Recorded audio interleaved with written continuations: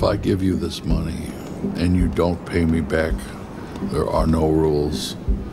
Do you understand the gravity of your situation? I understand. Mark Wahlberg plays a literature professor with a destructive addiction. If he doesn't come up with enough money to pay back a bunch of loan sharks by the end of the week, his days as a gambler may soon come to a violent end. There's a lot to like about director Rupert Wyatt's latest film. It features a stellar supporting cast, tense scenes, and fantastic cinematography, but Mark Wahlberg isn't the right guy to anchor this movie. His depiction of an addict at the end of his rope doesn't endear him at all to the audience. He plays every scene with a depressing, woe-is-me demeanor, often talking down to the people trying to help him, along with the men that threaten to take his life.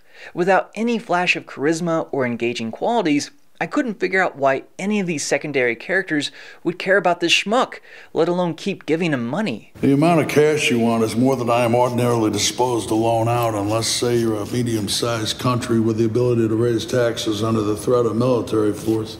Perhaps in a way, all of the supporting players in the film have decided to take a big gamble themselves, investing either their cash or their trust in him, but there's never any indication that he'll ever have the ability to pay them back. As a viewer, I had no faith or compassion for the main character and can't understand why the people around him keep giving him second and third chances. That led to a major disconnect for me.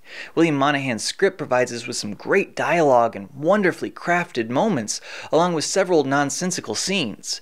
How many times can a degenerate gambler blatantly tell a loan shark that he's hundreds of thousands of dollars in the hole to multiple people with no way to pay them back, and yet they still continue to give him money? Over the film's running time, it became harder and harder to suspend my disbelief. Team that with a last-minute buzzer beater that makes very little sense, watching Wahlberg trying to act smart in front of a classroom full of literature students, and a romantic relationship with a completely underdeveloped character. I want to go to a restaurant. I need you to leave. Because I've seen you in your other life? And you've got a film that stretches its credibility past the house limit. That's a shame considering some of the character work by the ensemble. John Goodman only shows up in a few scenes, but his performance as Frank, the wise father figure who doles out helpful advice while threatening to massacre the protagonist's family, well, that will be the singular reason why people will remember this film years from now. A smarmy Michael K. Williams and a raw Jessica Lange also upstage Wahlberg.